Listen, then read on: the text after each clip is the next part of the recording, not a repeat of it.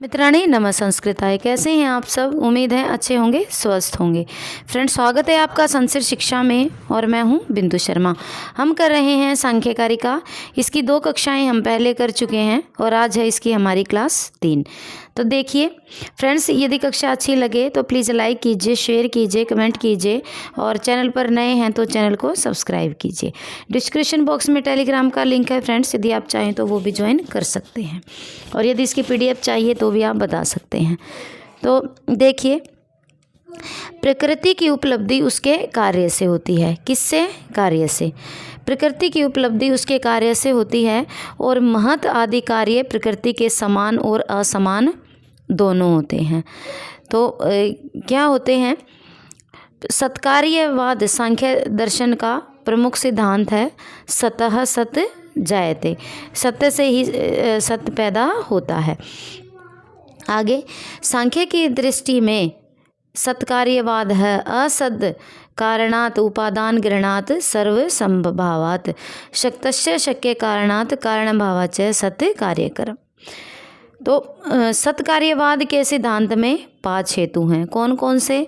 असद कारणाद, उपादान कारणाद, सर्व संभवात, शक्तस्य कारणात और कारण भावात। सत्कार्यवाद सिद्धांत के रूप में कार्य हमेशा अपने कारण के रूप में विद्यमान रहता है, यानी बिना कारण के कोई भी कार्य नहीं होता। सांख्य शास्त्र के अनुसार न तो किसी वस्तु की उत्पत्ति होती है और न ही विनाश होता है। कार्य की उत्पत्ति का अर्थ अव्यक्त से व्यक्त होना और विनाश का अर्थ है व्यक्त से अव्यक्त होना। मूल प्रकृति से उत्पन्न होते हैं महद आदि कार्य और महद आदि कार्य को क्या कहते हैं? अव्यक्त कहते हैं। तो इसका चार्ट हम इसको चार्ट से भी समझ सकते हैं। तो देखिए, यहाँ पुरुष होता है और पुरुष और प्रकृति से सारी वस्तुओं का निर्माण होता है और प्रकृति से उत्पत्ति होती है महद की और महद को हम क्या कहते हैं? बुद्धि। तो और महद से होता है अहंकार, महद से होता है अहंकार और अहंकार को हम क्या कहते हैं? अभिमान भी कहते हैं। अब देखते हैं अहंकार। तो अहंकार से क्या जन्म लेती है? ये लेती हैं 5 ज्ञानेंद्री और 5 कर्मेंद्री। एक होता है हमारा मन और अहंकार से ही क्या उत्पन्न होते हैं? 5 तन्मात्राएं और 5 तन्मात्राओं से क्या होते हैं? 5 महाभूत। ये पूरा चार्ट हमने पहले भी पढ़ा था। तो क्या कह रहे हैं कि मूल प्रकृति से महद आदि उत्पन्न होते हैं और इन महद आदि को क्या कहा जाता है? व्यक्त कहा जाता है। अब व्यक्त क्या है? देखिए, जो भी व्यक्त है, यहाँ हम क्या मानते हैं? व्यक्त क्या होता है? हेतुमान, अनित्य, अव्यापी, सक्रिय, अनेक, मूल कारण पर आश्रित होते हैं, लिंग सहित होते हैं, अव्यवयुक्त होते हैं और परतंत्र होते हैं। कौन? अव्यक्त। और अव्यक्त किसको कहा गया है? महद आदि को। महद आदि को क्या कहा गया है? अव्यक्त। आगे देखते हैं। और महद आदि कितने पदार्थ होते हैं? महद आदि होते हैं कितने? 23 व्यक्त पदार्थ होते हैं। महद आदि क्या होते हैं? 23 व्यक्त पदार्थ होते हैं। आगे देखते हैं, आगे क्या कहते हैं? और अव्यक्त, अव्यक्त क्या होती है? प्रकृति होती है। अहेतुमान, नित्य, व्यापी, निष्क्रिय, एक, अनाश्रित, लिंग रहित, निरअवयव और स्वतंत्र। ये क्या होती है? प्रकृति होती है। आगे, हेतुमद नित्यम व्यापी सक्रियम अनेकाश्रितम लिंगम सा अव्यम प्रतंत्र व्यक्तम विपरीतम वक्तव्यम। अर्थात महद आदि तत्व से लेकर आकाश आदि स्थूल पर्यंत सभी पदार्थों को व्यक्त कहा जाता है और प्रत्यक्ष प्रमाण के विषय क्या होते हैं? व्यक्त होते हैं। हेतुमान क्या होता है? हेतु अर्थात कारण। हेतु क्या होता है? कारण। और जिसका कारण होता है उसको क्या कहते हैं? हेतुमत। प्रकृति क्या होती है? अव्यक्त। अव्यक्त अर्थात प्रकृति नित्य है, क्योंकि वह किसी का कार्य नहीं होती। और किसी का कार्य होना क्या होता है? देखिए, दो वस्तुएं होती हैं। एक होता है, दो वस्तुएं होती हैं, एक होती है प्रकृति और एक होती है विकृति। तो ये प्रकृति और विकृति समझ लेते हैं हम। प्रकृति और विकृति क्या होती है? तो प्रकृति हम किसी भी तरह से मान लेते हैं कि प्रकृति होती है माँ, और विकृति होती है उसकी संतान। जैसे हमारी माँ हमारे लिए क्या है? वो हमारी प्रकृति है। और हमारे माता पिता की हम क्या हो गए? हम अपने माता पिता की हो जाते हैं विकृति। और हमारी संतानें हमारी विकृति हो जाती हैं, और हमारी संतानों के लिए हम क्या हो जाते हैं? प्रकृति। उम्मीद है कि आपको समझ में आ गया होगा। एक बार फिर देख लेते हैं। देखिए, प्रकृति कौन होता है?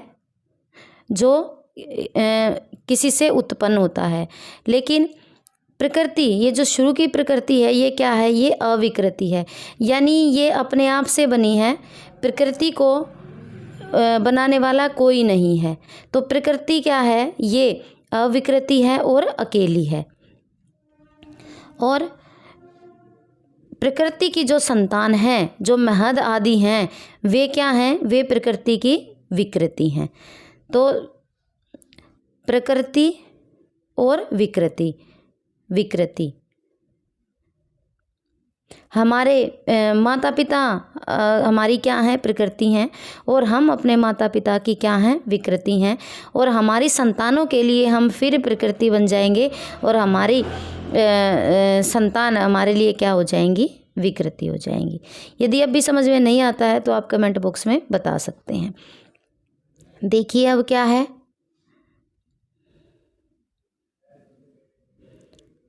यहाँ तक हमने पढ़ लिया था। तो महद आदि से लेकर आकाश आदि स्थूल पर्यंत सभी पदार्थों को व्यक्त कहा जाता है, और प्रत्यक्ष प्रमाण के विषय होते हैं व्यक्त। हेतुमद अर्थात कारण जिसका होता है उसे हेतुमत कहते हैं, और अव्यक्त अर्थात प्रकृति नित्य है, क्योंकि वह किसी का कार्य नहीं होती, अर्थात प्रकृति को किसी ने नहीं बनाया है। अव्यक्त अर्थात प्रकृति नित्य है। सांख्य मत में अनित्य का अर्थ है सूक्ष्म रूप से अपने कारण में रहने वाला। सूक्ष्म रूप से जो अपने कारण में रहता है, जैसे वृक्ष है, वृक्ष का जो बीज है वो किस में रहता है? उसके अंदर रहता है। सांख्य में पुरुष बहुत्व के सिद्धांत को मान्यता प्रदान की गई है। मोस्ट इम्पोर्टेंट है। सारे व्यक्त पदार्थ अपने अपने कारण पर आश्रित होते हैं, और व्यक्त तथा अव्यक्त का साम्य एवं पुरुष से उसका वैषम्य का निरूपण होता है। त्रिगुणम विवेकी विषय सामान्य चेतनम प्रसव धर्मी व्यक्त तथा प्रधानम तद विपरीतस्था च पुमान। देखते हैं आगे। ये क्या है? व्यक्त तथा अव्यक्त। यहाँ हम प्रकृति को ले लेते हैं, और यहाँ क्या है? पुरुष है। तो जितनी भी कमियां हैं वो किस में डाल दी गई हैं? वो प्रकृति में डाल दी गई हैं।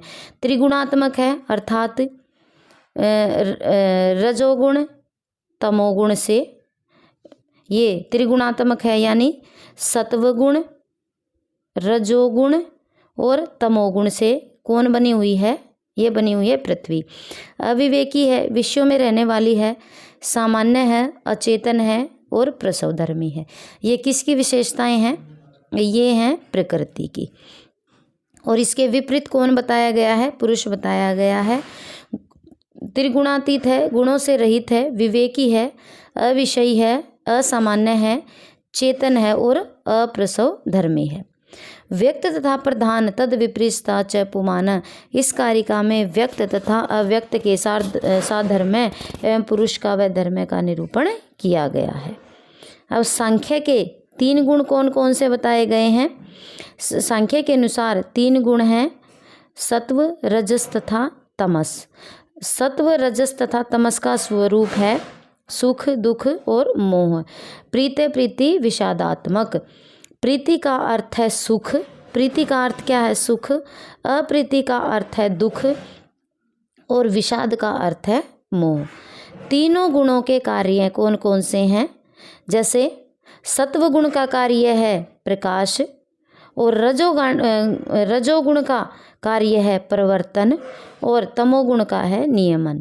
प्रकाश प्रवृत्ति नियमार्था। कारिका 12 जिसका अर्थ है प्रकाश करना, प्रवृत्त करना तथा नियमन करना। तीनों गुणों का क्या स्वभाव है?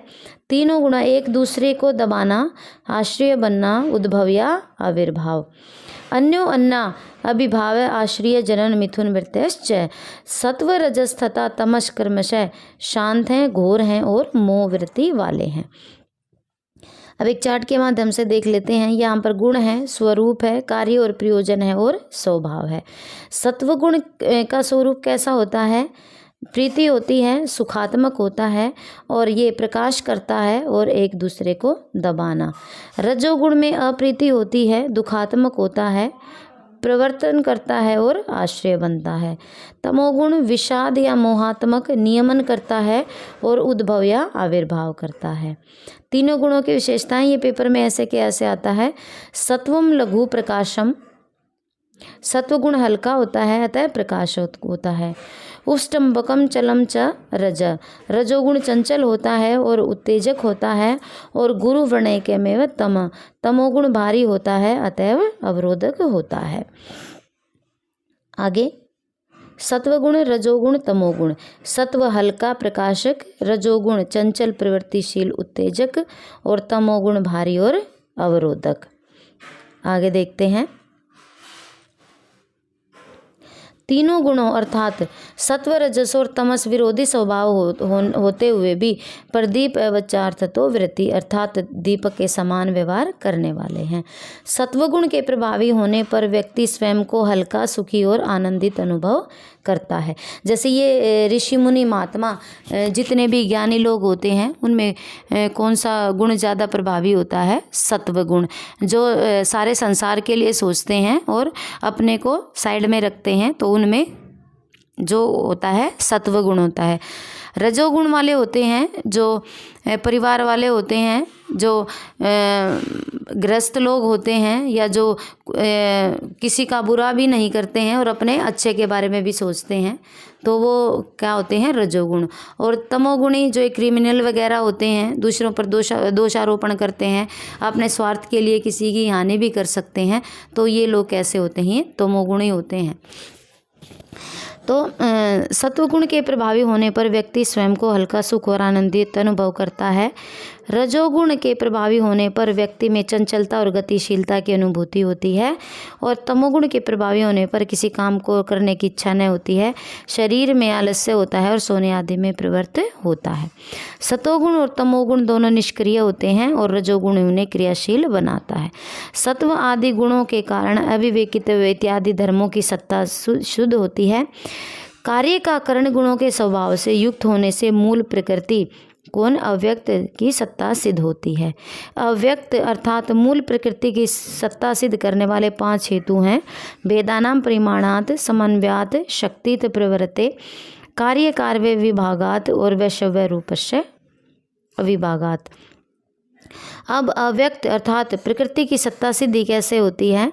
भेदानाम परिमाणात, कार्यों के सीमित परिमाण से, समन्वयात, भिन्न पदार्थों में स्थित अनुरूपता यानी तीनों गुणों की, शक्तित प्रवृत्ति, शक्ति के अनुसार प्रवृत्ति करना, कारण कार्य विभागात, कार्य और कारण का विभाग प्राप्त होने से, और वैषम्य रूप से, सभी रूपों में एक रूप हो जाने से। ये इसके उदाहरण देकर पूछ लिया जाता है कि भेदानाम परिमाणात, समन्वयात, शक्तित प्रवृत्ति, कार्यकरण विभागात, वैषम्य रूपस्य किसकी विशेषताएं हैं? तो ये किसकी हैं? प्रकृति की। भेदानाम से तात्पर्य महज से लेकर भूमि पर्यंत सभी कार्यों से है। अव्यक्त अपने तीनों गुणों के स्वरूप, तीनों के स्वरूप को तीनों से मिश्रित रूप से एक एक गुण के आश्रय से उत्पन्न भेद वैशिष्ट के कारण परिणाम से जल के समान प्रवृत्त रहता है। परिणामतः सलीलवत प्रतिगुणाश्रय विशेषतः, अर्थात सृष्टि का मूल कारण क्या है? अव्यक्त है, जिसमें सत्व रजस और तमस विद्यमान रहते हैं, और इन तीनों के गुणों के कारण क्या रहता है? जो प्रकृति है वो निरंतर क्रियाशील रहती है। और ज्ञ क्या होता है? ज्ञ होता है पुरुष, अर्थात पुरुष की सत्ता सिद्ध करने वाले 5 हेतु संगात प्रार्थत्वात् त्रिगुणांत मादि विप्रियात अधिष्ठानात् भोक्तृभावात् और कैवल्य प्रवृत्ति। तो ये इसके विषय में हम कल पढ़ेंगे। तो आज की कक्षा आपको कैसी लगी आप कमेंट बॉक्स में बता सकते हैं। फ्रेंड्स, एक साथ सारा करेंगे तो समझने में कठिनाई हो सकती है, तो छोटी छोटी कक्षाएं हैं, जितना आप साथ साथ करते रहेंगे उतना समझ में आता रहेगा। तो आज के लिए बस इतना ही, मिलते हैं कल एक नई कक्षा के साथ। तब तक के लिए स्वस्थ रहिए, मस्त रहिए। नमो नमः।